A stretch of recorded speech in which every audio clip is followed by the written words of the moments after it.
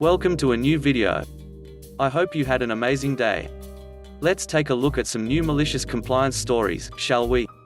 The first story is called, Too Many Emails.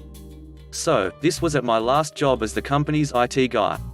It was supposed to be management, but they refused to give me the title even though I was effectively doing a manager's job, albeit without staff. Every second and fourth Thursday, I would update all of their servers in line with Patch Tuesday. This was in Australia, so I'd download updates on Wednesday afternoon and install them on Thursday night at 6:30. It was also a good opportunity to engage in some preventive maintenance, like installing hardware, firmware updates, that sort of thing. On the day of the maintenance, I would send 6 emails related to it. One at 9, one at 4:30, to remind people as they wrapped up for the day, one an hour before, one 10 minutes before, one just before I start, and one to sound the all clear once I was done. A salesperson complained that I was sending too many emails about this. So the general manager and managing director told me to only send one email at 4:30. I asked about the all clear email and was shot down. All right then. The next Patch Thursday, 2 things happened. The general manager got booted out of the system when I brought it down for patching. Not the first time, last time he had time to stop me thanks to the emails I sent. Funny that. He called angrily, demanding I stop. But I pointed out the email I sent at 4:30 and that the process had started and could not be stopped. No idea how long it would take, usually takes about 3 hours. Sorry. 3.5 hours later, the last server finished updates and booted back up. I opened Outlook and almost clicked new email before remembering that I was not allowed to send the all clear email. Well, I turned my phone off and went to bed. The next day, I woke to several voicemail messages from my colleagues, as well as messages from an angry general manager and the managing director, demanding to know why I didn't send the all clear. I printed off the email where they shot down my question about the all clear email, and showed them upon arrival at the office. After this, I went to each desk and called each remote salesperson to tell everyone that the maintenance was done, making no secret of the fact that I was told not to send an all clear. When I returned to my desk, there was a reply to the email trail about the notifications requesting that I send an all clear from now on. The next story is called, Don't You Dare. I work at a popular ice cream franchise, and my store also sells your normal fast food. I work in the ice cream section. I deal with anything with ice cream, blended drinks, and baked treats on the daily. I always wear a headset so I can listen to drive-through orders and help make sure Drive keeps good times by staying on top of everything. This one night, we were absolutely slammed on drive-through. Thankfully, the front didn't have any orders, so my partner and I didn't need to worry as much. This one lady comes up to the speaker, orders her food, and then she orders one of our parfaits, which consists of hot fudge, peanuts, and ice cream. We were still a couple of orders behind in my station, so I didn't worry too much about hurrying to get it done. But that is when the lady gets snarky with our drive-through person. Don't you dare make that until I get to the window, she says. Every time I come here, the parfait is always completely melted. My manager pipes in with her sickeningly nice tone of voice, if you'd like, we can replace the hot fudge with cold fudge, because the hot fudge is what makes the ice cream melt. She doesn't usually treat customers like children, but this lady needed this treatment. The lady responds, audibly offended and sounding as though my manager had just asked her the dumbest, most obvious question in the world. No, I want it normal.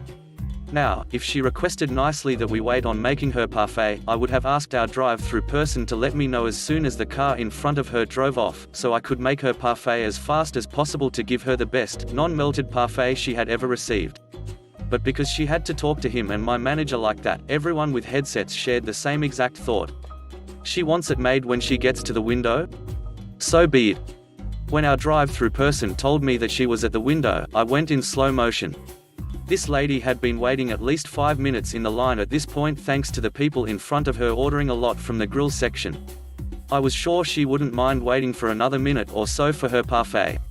I paced myself so that her fast food got to her first, slowly but surely making the parfait. After all, she didn't specifically say anything about still making it fast, right? Yes, the hot fudge started melting the bottom layer of ice cream, but surely it was better than being completely melted. After the parfait was done, we got it out and continued on with our lives. But I desperately wished I could have seen the look on her face while she waited more time than necessary for something that most likely still melted by the time she got home. Moral of the story, don't be as snarky to fast food workers, especially on a busy night. They have the ability to make everything a little more mildly inconvenient for you, and you could end up being at the end of their jokes for months to come. The third story is called, Mark Them All as Perennials. About 10 years ago, I worked at a garden center as a plant specialist. Basically, I was paid $10 an hour to arrange plants, trim them, and read the tags to people to explain what they needed to grow. The big box garden center had a policy that any perennials were guaranteed for a full year. If they died for any reason, bring them back for an exchange or your money back. Not a bad deal, except they had a huge problem. I work in upstate New York, where if it can't live over winter at 0 degrees, it isn't a perennial. Well, we got in a shipment of tons of plants that in New York were annuals, but in Florida, they are perennials because it doesn't get as cold. Hey, manager, we need to take out these tags and put them with the annuals. No, put them with the perennials. Well, they will all die and be returned. Just do what the tag says. So, I did. I loaded all these plants in the perennial section and continued on with my normal tasks. In walks in a guy from a landscaping company, who we will call Cheapskate. He always was browsing the partially damaged plants, to go put in for people, so he could save a few bucks. He asked, wait, what? Why are these annuals marked as perennials? They will die by September for sure here. My manager told me to do that. Does the guarantee still apply?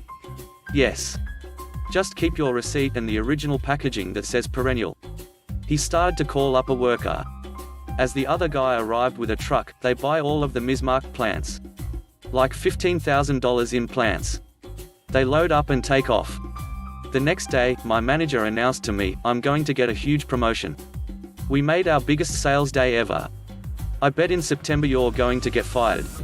He was shocked and asked why. They are landscapers and I guarantee you, that they will be back in September when all the $15,000 worth of plants are dead and get their money back since we can't exchange because they will all be dead or out of stock.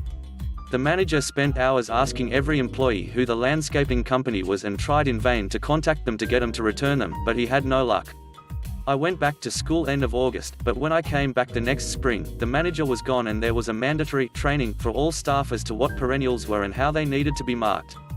For those asking about the return, according to a full-time employee, the guy came back in September or October and got the store manager and basically said, here are my receipts, here are the tags that all say these perennials will die if it gets below freezing.